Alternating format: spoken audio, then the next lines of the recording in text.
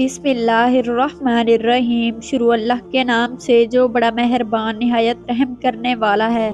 حضور پاک صلی اللہ علیہ وآلہ وسلم نے فرمایا، والدہ نے 7 دن دودھ پلایا، 8ویں دن دشمن اسلام ابو لہب کی کنیز صوبیہ کو یہ اعزاز حاصل ہوا۔ صوبیہ نے دودھ بھی پلایا اور دیکھ بھال بھی کی۔ یہ چند دن کی دیکھ بھال تھی، یہ چند دن کا دودھ تھا، لیکن ہمارے رسول صلی اللہ علیہ وآلہ وسلم نے اس احسان کو پوری زندگی یاد رکھا۔ مکہ کا دور تھا تو صوبیہ کو میری ماں کہہ کر پکارتے تھے، ان سے حسن و سلوک بھی فرماتے تھے اور ان کی مالی معاونت بھی کرتے تھے۔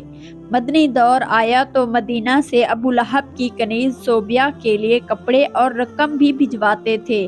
حضرت حلیمہ سعدیہ رضائی ماں تھی، یہ ملاقات کے لیے آئیں، دیکھا تو اٹھ کھڑے ہوئے اور میری ماں پکارتے ہوئے ان کی طرف دوڑ پڑے۔ وہ قریب آئیں تو اپنی چادر اتار کر زمین پر بچھا دی، جسے ہم کائنات کی قیمتی ترین متاع سمجھتی ہیں۔ اپنی رضائی ماں کو اس پر بٹھایا، غور سے ان کی بات سنی اور ان کی تمام حاجتیں پوری فرما دیں۔ یہ بھی ذہن میں رہے کہ حضرت حلیمہ سعدیہ رضی اللہ عنہا نے اسلام قبول نہیں کیا تھا، وہ اپنے پرانے مذہب پر قائم رہی تھی۔ فتح مکہ کے وقت حضرت حلیمہ کی بہن خدمت میں حاضر ہوئیں، ماں کے بارے میں پوچھا، بتایا گیا کہ وہ انتقال فرما چکی ہیں۔ رسول صلی اللہ علیہ وآلہ وسلم کی آنکھوں میں آنسو آ گئے، روتے جاتے تھے اور حضرت حلیمہ سعدیہ کو یاد کرتے جاتے تھے۔ رضائی خالہ کو لباس، سواری اور 100 درہم عنایت کیے۔ رضائی بہن شیمہ غزوہ حنین کی قیدیوں میں شریک تھی، پتہ چلا تو انہیں بلایا، اپنی چادر بچھا کر بٹھایا، اپنے ہاں قیام کی دعوت دی۔ حضرت شیمہ نے اپنے قبیلے میں واپس جانے کی خواہش ظاہر کی۔ رضائی بہن کو غلام، لونڈی اور بکریاں دے کر رخصت، یہ بعد ازاں اسلام لے آئیں۔ جنگ بدر کے قیدیوں میں پڑھے لکھے کفار بھی شامل تھے۔ ان کافروں کو مسلمانوں کو پڑھانے، لکھانے اور سکھانے کے عوض رہا کیا گیا۔ حضرت زید بن ثابت رضی اللہ عنہ کو عبرانی سکھانے کا حکم دیا۔ آپ رضی اللہ عنہ نے عبرانی زبان سیکھی اور یہ اس زبان میں یہودیوں سے خط و کتابت کرتے تھے۔ کافروں کا ایک شاعر تھا سہیل بن عمرو، یہ رسول صلی اللہ علیہ وآلہ وسلم کے خلاف اشتعال انگیز تقریریں بھی کرتا تھا اور توہین آمیز شعر بھی کہتا تھا۔ یہ جنگ بدر میں گرفتار ہوا۔ سہیل بن عمرو کو بارگاہ رسالت میں پیش کیا گیا۔ حضرت عمر رضی اللہ عنہ نے تجویز دی، میں اس کے 2 نچلے دانت نکال دیتا ہوں، یہ اس کے بعد شعر نہیں پڑھ سکے گا۔ تڑپ کر فرمایا، میں اگر اس کے اعضاء بگاڑوں گا تو اللہ میرے اعضاء بھی بگاڑ دے گا۔ سہیل بن عمرو نے نرمی کا دریا بہتے دیکھا تو عرض کیا، مجھے فدیہ کے بغیر رہا کر دیا جائے۔ اس سے پوچھا گیا، کیوں؟ سہیل بن عمر نے جواب دیا کہ میری 5 بیٹیاں ہیں، میرے علاوہ ان کا کوئی سہارا نہیں۔ رحمت للعالمین صلی اللہ علیہ وآلہ وسلم کی غیرت نے گوارا نہ کیا کہ یہ 5 بچیوں کے کفیل کو قید میں رکھیں یا پھر اس کے 2 دانت توڑ دیں۔ غزوہ خندق کا واقعہ ملاحظہ کیجیے۔ عمرو بن عبدو مشرک بھی تھا، ظالم بھی اور کفار کی طرح سے مدینے پر حملہ آور بھی۔ جنگ کے دوران عمرو بن عبدو مارا گیا، اس کی لاش تڑپ کر خندق میں گر گئی۔ اس کی لاش نکالنا چاہتے تھے لیکن انہیں خطرہ تھا، مسلمان اس پر تیر برسا دیں گے۔ کفار نے اپنا سفیر بھجوایا، سفیر نے لاش نکالنے کے عوض 10,000 دینار دینے کی پیشکش کی۔ رحمت للعالمین صلی اللہ علیہ وآلہ وسلم نے فرمایا کہ میں مردہ فروش نہیں ہوں، ہم لاشوں کا سودا نہیں کرتے، یہ ہمارے لیے جائز نہیں۔ کفار کو عمرو بن عبدو کی لاش اٹھانے کی اجازت دے دی۔ خیبر کا قلعہ فتح ہوا تو یہودیوں کی عبادت گاہوں میں تورات کے نسخے پڑے تھے۔ تورات کے سارے نسخے اکٹھے کروائے اور نہایت ادب کے ساتھ یہ نسخے یہودیوں کو پہنچا دیے اور خیبر سے واپسی پر فجر کی نماز کے لیے جگانے کی ذمہ داری حضرت بلال رضی اللہ عنہ کو سونپی گئی۔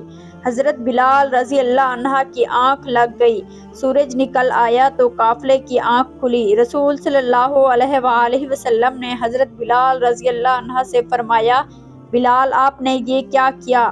حضرت بلال رضی اللہ عنہ نے عرض کیا، یا رسول اللہ، جس ذات نے آپ صلی اللہ علیہ وآلہ وسلم کو سلایا اس نے مجھے بھی سلا دیا۔ تبسم فرمایا اور حکم دیا تم اذان دو۔ اذان دی گئی۔ آپ صلی اللہ علیہ وآلہ وسلم نے نماز ادا کروائی اور پھر فرمایا تم جب نماز بھول جاؤ تو پھر جس وقت یاد آئے اسی وقت پڑھ لو۔ حضرت حذیفہ بن یمان رضی اللہ عنہ سفر کر رہے تھے۔ کفار جنگ بدر کے لیے مکہ سے نکلے۔ کفار نے راستے میں حضرت حذیفہ رضی اللہ عنہ کو گرفتار کر لیا۔ آپ سے پوچھا گیا آپ کہاں جا رہے ہیں؟ حضرت حذیفہ رضی اللہ عنہ نے عرض کیا کہ مدینہ منورہ۔ کفار نے ان سے کہا کہ اگر آپ وعدہ کرو آپ جنگ میں شریک نہیں ہوں گے تو ہم آپ کو چھوڑ دیتے ہیں۔ حضرت حذیفہ رضی اللہ عنہ نے وعدہ کر لیا۔ یہ اس کے بعد سیدھے مسلمانوں کے لشکر میں پہنچ گئے۔ مسلمانوں کو اس وقت مجاہدین کی ضرورت بھی تھی، جانوروں کی بھی، ہتھیاروں کی۔ لیکن جب حضرت حذیفہ رضی اللہ عنہ کے وعدے کے بارے میں علم ہوا تو مدینہ بھجوا دیا گیا اور فرمایا ہم کافروں سے معاہدے پورے کرتے ہیں اور ان کے مقابلے میں صرف اللہ تعالیٰ سے مدد چاہتے ہیں۔ نجران کے عیسائیوں کا 14 رکنی وفد مدینہ منورہ آیا۔